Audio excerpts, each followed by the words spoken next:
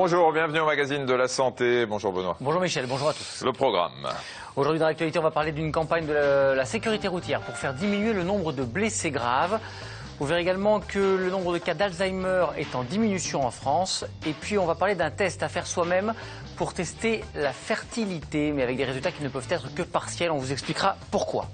Une société a obtenu l'autorisation de commercialiser un test de fertilité vendu en pharmacie et à faire chez soi. Le but, connaître sa concentration de spermatozoïdes.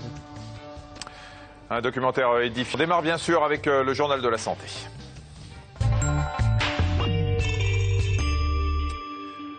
En France, un couple sur 5 rencontre des difficultés pour avoir un enfant. Contrairement à ce qu'on pourrait croire, la moitié des problèmes d'infertilité vient des hommes. Un sujet tabou parce qu'on le sait, il renvoie à la virilité. C'est pourquoi une société a eu l'idée de lancer le premier autotest rapide de fertilité masculine et c'est à faire chez soi. Oui, ces tests sont vendus à partir d'aujourd'hui en pharmacie au prix de 39 €. Est-ce que cela signifie que les hommes pourront évaluer eux-mêmes leur fertilité dans l'intimité de leur salle de bain? Réponse avec ce reportage de Rudy Bancard et Farid Mamouti. Lorsqu'un couple ne parvient pas à avoir d'enfants, le recueil de sperme est l'étape obligée pour un homme. Ces dernières années, certains laboratoires d'analyse médicale ont bien tenté d'humaniser ce moment. Mais le test de fertilité reste souvent mal vécu, comme pour Nicolas. La première fois qu'on est confronté au test à faire en labo, c'est en général un matin, avant le bureau, dans un endroit extrêmement froid et médicalisé, où on vous demande un recueil de sperme, ce qui est un exercice au réveil un peu délicat, un peu froid, un peu agressif en fait, et surtout un peu solitaire aussi. J'ai pas pensé tout de suite que ça puisse être moi le problème. Jusqu'au jour où tombent les résultats. On prend évidemment un peu de douche froide sur le coup, on est comme dans toutes les courbes de deuil. Il y a la colère, il y a la frustration, il y a la négociation, l'acceptation, et puis après on se résigne et puis on y va. C'est sur ce constat qu'une société a obtenu l'autorisation de commercialiser un test de fertilité vendu en pharmacie et à faire chez soi. Le but, connaître sa concentration de spermatozoïdes. Vous avez le sperme ici que vous avez récupéré, vous l'avez laissé pendant 20 minutes de manière à ce qu'il se liquéfie. Et puis ensuite, vous allez l'homogénéiser en tournant une dizaine de fois à l'intérieur. Ensuite, à l'aide d'une seringue, le sperme est introduit dans cette solution.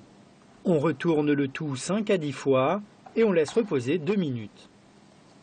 Et vous allez déposer 6 gouttes exactement à l'intérieur du puits sur lequel il est marqué S. Donc 1, 2, 3, 4, 5, 6. Après 7 minutes, le résultat apparaît.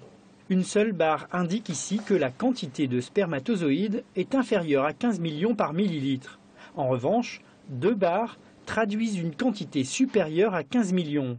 C'est la valeur de référence minimale pour une procréation naturelle selon l'OMS. Le but de ce test, c'est avant tout de s'en servir comme un outil de sensibilisation pour l'homme et pour le couple en désir d'avoir une première réponse sur leur fertilité. Ça remplace en rien une consultation médicale, c'est le premier pas avant d'aller vers une consultation médicale.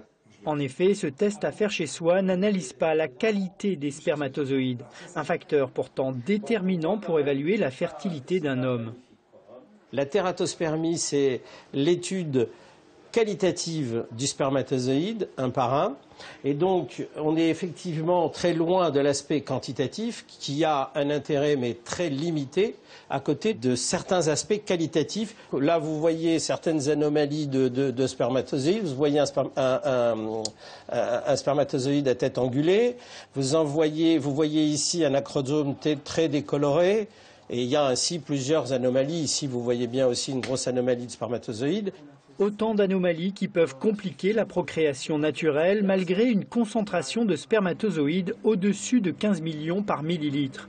Enfin, nous avons transmis la notice de ce test à une spécialiste de la reproduction. Pour elle, les mises en garde ne sont pas suffisamment explicites. Au niveau de la précaution d'emploi, il faut absolument préciser qu'en cas de fièvre qui se serait survenue dans les 3 mois précédents le test, il ne faut pas réaliser ce test parce que le résultat sera faux.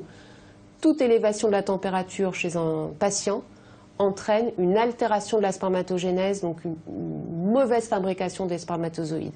Donc le test sera faux. Alors pour les messieurs qui souhaiteraient faire ce test de fertilité, n'hésitez pas à demander conseil à votre pharmacien.